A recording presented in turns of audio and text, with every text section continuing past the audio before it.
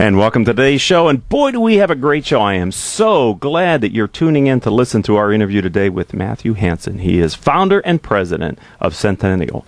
And it's a great company. You know, he's a speaker for best practices for controlling healthcare costs. He speaks in partnership with many firms and groups. We're just going to be picking his brain a little bit about growth. One of the other reasons that his firm caught my eye is their inclusion in the exclusive Inc. 5000 list earlier, well, actually last year, but just recently, and that's something to be very proud of. So we're going to be talking with Matthew about a range of topics here on the radio show. But before we get into that, I need to thank and want to thank my advertisers, Center Club, Decision Toolbox, MBN Design, SunUp Group, and T & Company. If you'd like to learn more about critical mass for business, visit our website. You can learn about our CEO peer groups, the other work that we do with our clients, criticalmass4forbusiness.com. In addition to having a great guest, we have a milestone. Yes, we do, ladies and gentlemen. As many of you know, we started airing these shows here on octalkradio.net, and we've been on the air since March of 2009. And Matthew is our 1100th guest. 1,100 interviews we've done on Critical Mass. Matthew, welcome to the program. Well, thank you. What a privilege to be your 1100th guest. It is. It's a memorable moment. If I had the gong, I'd have our engineer, Paul Roberts, play the gong so that we can celebrate this momentous moment. Let's get to you, my friend. Can you tell me about how you got involved in healthcare and the healthcare cost area? Yeah, it was a little happenstance. I mean, it's after graduating from college, a buddy and I saw an ad that said, work part-time, make lots of money, sell insurance. And we thought, well, that must be our calling. And that started a path and a series of events that ended up at a large national firm and working closely with large companies on their healthcare and healthcare spend. Is it true? Could you work just part-time and make a lot of money? I'm still working towards it. That's the promise I've been chasing. It's out there, isn't it? It's that silver ring or golden ring. But they got me in the pool. Okay. So it says, well, I know this because I met with you and I know you. You're founder and president. So take me back to how you started your firm. Sure. Well, after working for that large national firm, I saw that there was an opportunity to take many of those same practices down into the middle market. So for us, our customers are typically between 50 and 1,000 employees, and it seemed 15 years ago with what was going on with technology and opportunities that size employer would benefit just as much as the larger employers, and that was an opportunity for us to exploit. And we've been fortunate to be able to do that for these last 15 years. That's a pretty big swing, isn't it? A 50-employee company can show up very differently than a 1,000-employee company, can't they? Yeah, no, I think there's a couple of different breakpoints in there. So once you go over 250, 300 employees, typically the dynamics change fairly dramatically in your decision-making process and your concerns. But at the end of the day, the fundamentals of business apply to all businesses, and those concerns are pretty consistent throughout. So we're talking with Matthew Hanson, and we're talking about his firm and his industry. So, over the years, like I said, we've been on the air since 2009, and over the past few years, there has been a lot of focus on how the healthcare system is changing based on federal government regulations, the Affordable Care Act, etc.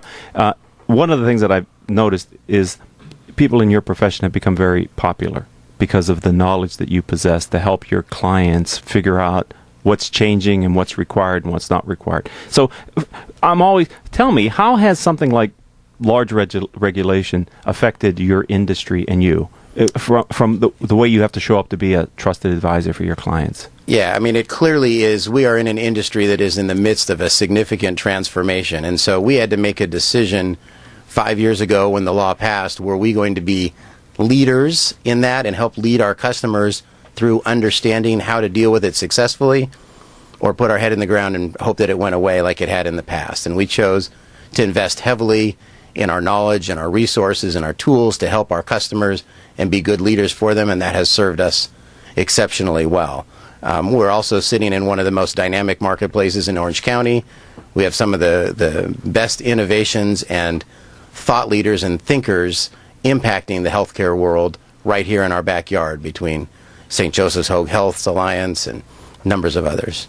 Yeah, and I'm impressed that you took the expensive route, frankly. I mean, that did not come without an associated cost, right? In people's time and travel and the work that you had to do to become to become knowledgeable in the early days, and still today, the things like the Affordable Care Act, there are a lot of moving parts, and there's a lot of work that's not finished yet. As far as advising your customers. That's absolutely true. I think I'm fortunate that it caught me at the right time in my career where I had the energy and the wherewithal and the desire to really develop something special and have an exceptional expertise to offer. And so, yes, not just myself, but our entire team threw ourselves into being the best that we could be, and we're energized by the fact that it was a minority of our peers that made that choice. Really? A minority? Yeah, certainly. Yeah. Can I ask you why?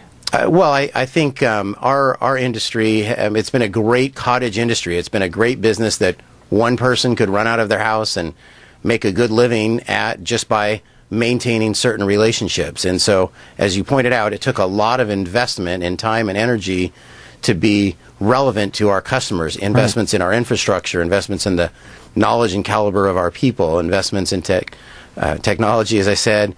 So that it just takes a lot of effort. It's a little bit of heavy lifting, and it was, I think human nature just is by its nature. If things are good, I'd rather try and convince you that healthcare reform is going to go away. Replace and repeal has been the chant for 5 years. Yes. And as much as I would have loved to have seen that 5 years ago, it isn't going to happen no matter how many people chant it. Right. Final question in this area, Matthew, and I'm talking with Matthew Hanson. We're talking now about the healthcare industry and how it's been changed by federal regulation, and that can happen to any industry at any time, but this is certainly a very visible and high profile.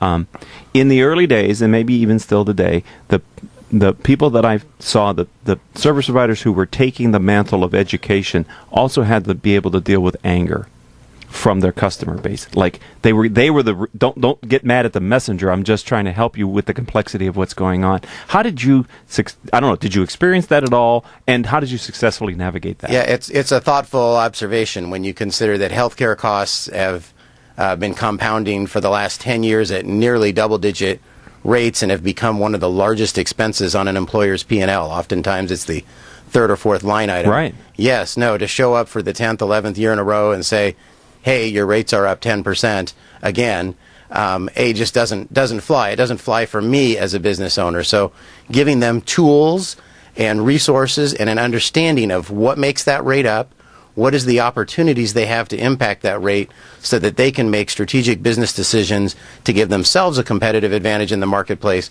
by managing that cost more effectively, more proactively than their peers. Managing the cost on one side, Matthew, but then on the other side, putting together a package of services or of offerings of benefits to your employees that is attractive as well, right? And for this, people have 50,000 people. They maybe have a personal relationship with a good number of the employees that work for them as well. Yes, yeah, no, and I think maybe what you're touching on is the communication side, which is so important. It's probably a place where I saw the biggest opportunity.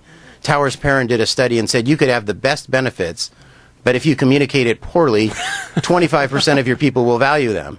If you have terrible benefits, but you communicate it well, 75% of the people will value them. Oh, my gosh. And so a big part of our value proposition is helping an employer who's spending this significant amount of money communicate it in an effective way, the way a Fortune 500 company would to their employees. We're talking with Matthew Hanson. I didn't even think about that, but you're right. Now that you explained it that way, I'm thinking about how many times do employers lean on their service provider to help explain to their employee population what it is they've decided is in their best interest. Yes. So you have a heck of a responsibility to translate what the decisions were made by the owners or CEO of the company to the rank and file employees as well. It's probably our biggest responsibility to represent them well and build the affinity their employees have for them. Wow. This is fantastic. All right, well, 10 minutes have gone by, so we're going to have to take our quick break. Don't you go anywhere, ladies and gentlemen. If you're listening live, you don't want to miss the rest of our 1,100 interviews with Matthew Hanson after these words from our commercial sponsors. Richard Franzi is the author of 2 popular business books for CEOs. His first book, Critical Mass, The 10 Explosive Powers of CEO Peer Groups, was the first book ever written on the secret value of CEO peer groups. His second book, now with newly updated information, is Critical Mass, The Power of CEO Guiding Principles. Richard's books contain powerful information to help CEOs running middle market companies gain valuable insight to improve their decision-making skills. Richard's books are available as paperbacks or Kindle versions from Amazon.com. To find them, type Richard Franzi in the search box. Hey, did you know that over 73% of consumer packaged goods and retail products fail miserably within their first year? Why? Because they find themselves in the pit of unawareness. You don't want to go there. Call me, and I'll make sure that your packaging gets noticed. You know how I know? Because I'm the founder and creative director of MBN Design. We're one of Orange County's most established and trusted design firms. With over 20 years of experience, I can ensure that your brand will always stay new. Ask me how our packaging sold millions in months, or see for yourself other success stories on our website at www.mbndesign.com. We're MBN because we're making brands new.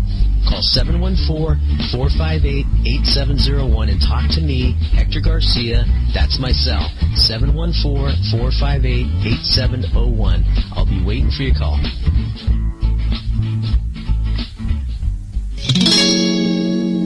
Many of you know that I'm a member of Center Club, and I've been there for over 6 years in Costa Mesa, California. I hold my monthly CEO peer group meetings there, my annual executive conferences, and my daily business meetings at the club. I found their staff to be both professional and courteous. My guests enjoy meeting at Center Club with its newly remodeled meeting rooms, dining rooms, and common areas. You know, if you're looking for a place to conduct meetings, host events, or meet some of Orange County's most successful business leaders, then consider joining Center Club in Costa Mesa. For more information regarding club membership and private events, maybe you have a wedding coming in the future, possibly a big birthday party or some type of other event, it's a wonderful venue for that. Please visit the club's website at center-club.com. Welcome back to this edition of Critical Mass Radio Show. This is a milestone. Yes, it is, ladies and gentlemen. It is our 1,100th interview that we've conducted here live on octalkradio.net.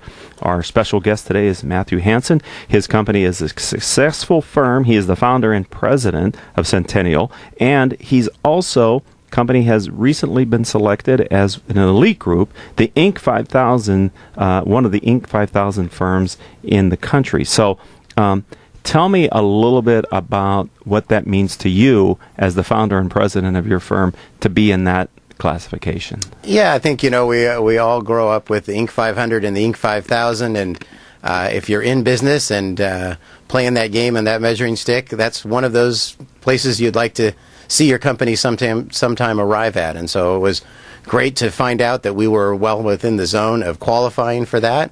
And I think it just affirmed for the team that we're doing something special in the marketplace. So how did you take that milestone and translate it into a cultural event at your firm? Yes, in fairly subtle ways. Our culture isn't significantly built on boasting or... Okay. But we wanted to affirm that we were doing better than most in our marketplace, and certainly better than most of our peers.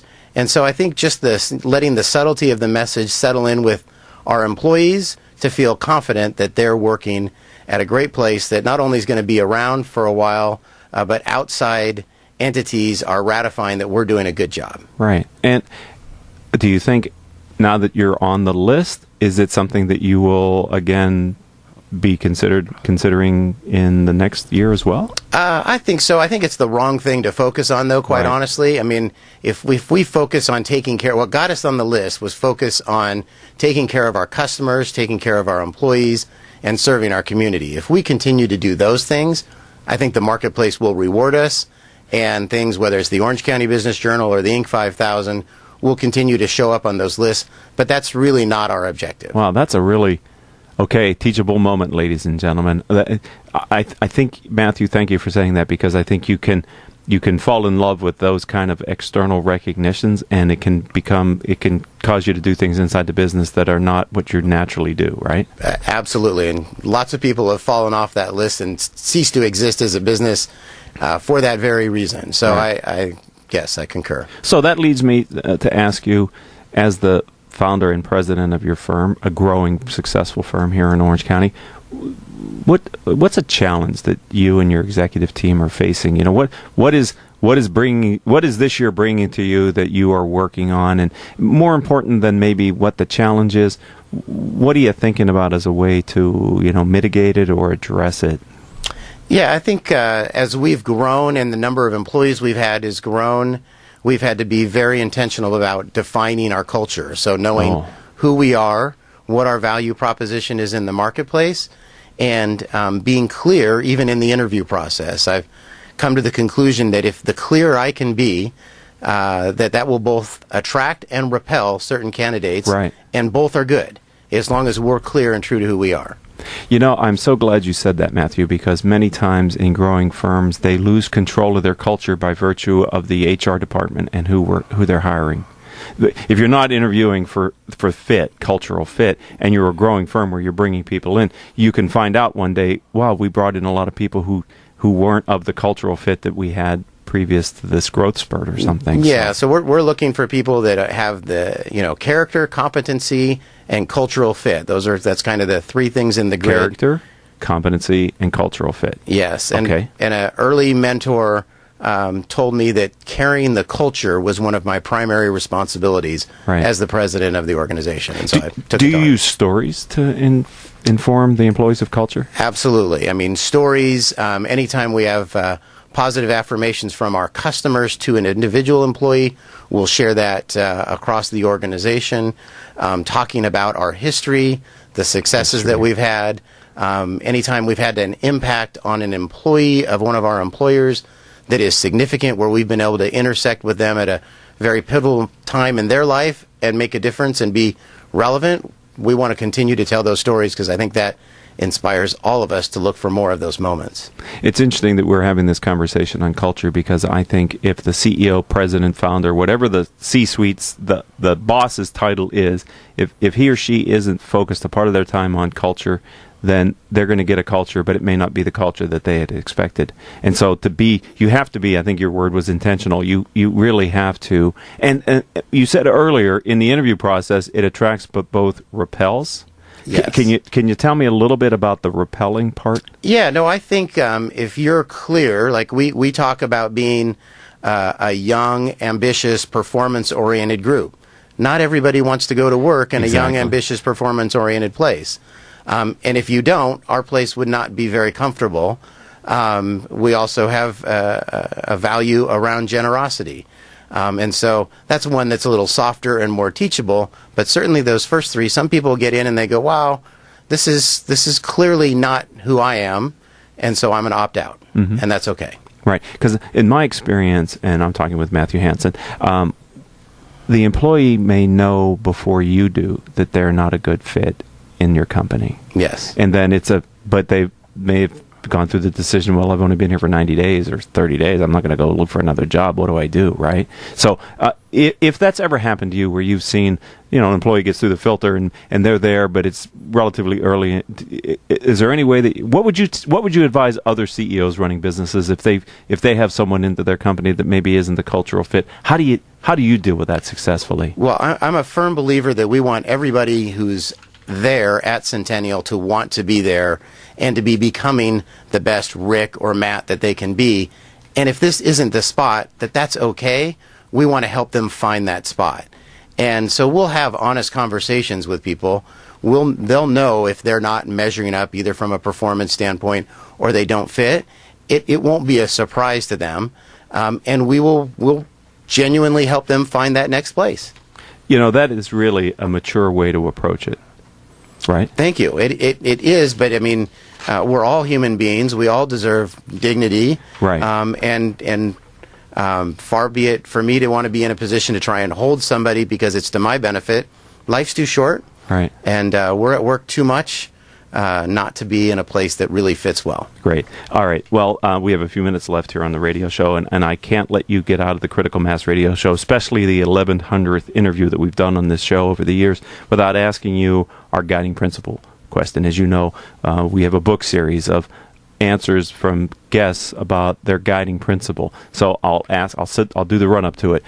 Matthew, for all the things that you've learned in business and you've applied, do you have a overarching philosophy, or maybe it's a belief system that you use to help you lead and guide your firm? Yeah, I think the phrase you would hear spoken over and over, and any of my employees could probably repeat, is help enough other people get what they want, you will get what you want. If we serve other people and take care of their concerns, we will always be relevant. If we show up on time, tell the truth, aren't attached to the outcome, there'll always be a place for us in the marketplace. So, is that a philosophy that was born out of the culture, or is that a philosophy that you brought to the company and it helped to create the culture? Do you know what I mean? Is that a lesson that you had to learn over time, or is that a spirit that you had from the early days? Yeah, I think that's just part of in me. When I went to start a business, I knew that I wanted it to be bigger than about me or about myself. I wanted to actually make an impact in the world that was positive, even beyond just selling insurance or consulting to our customers. I wanted, to be a positive ripple in the pond, and so I want to be around people like that. And so part of that storytelling and that messaging that you talked about earlier is communicating that to folks. And at the end of the day, I believe that's what the customer really wants. Somebody that will show up on time, tell the truth, not be attached to the outcome, and help them solve their problems. That's going to be the most valuable consultant and advisor in their world. And if we've got good education and good knowledge to give on top of that, it'll work for everybody. It is amazing to me when I ask guests the guiding principle question that the industry that could be applied to so many other. It's any industry, right? Yeah. It's agnostic. Yeah. All right. Well, thank you for being comfortable in sharing that with us. That was a very powerful moment for me here on Critical Mass Radio Show. Two more questions. What's the future hold for you and the firm? Yeah, great question. We're going to continue to grow. Our goal is to be the dominant regional firm here in Orange County. As I mentioned, this is a great pond to be doing business in. Our industry is in a radical transformation. It is. And we will continue to be thought leaders and action leaders in the marketplace for the foreseeable future. I'm gonna off camera or off mic, I'm gonna talk to you because I'd love to get you back on the show and talk about how outside influences like government regulation can destabilize and change the basic properties of an industry, because that's really what I think happened in yours. Absolutely. You can't do business the way you did it 8 years ago, right? Not even close. 6 years ago. Totally different. Yeah. Right. But yet, to your point, maybe some have tried or thought they could. Yes. And so I would love to get a conversation with you about, because I think others could learn from that, because it's happening. It can happen in any industry. Absolutely. All right. So we're going to have you back. I would welcome it. Okay. Thank you. All right. But before I let you leave, last question, Matthew. How does someone find you online? Centennial is www.thecentennial.com, CENTENNIAL.com.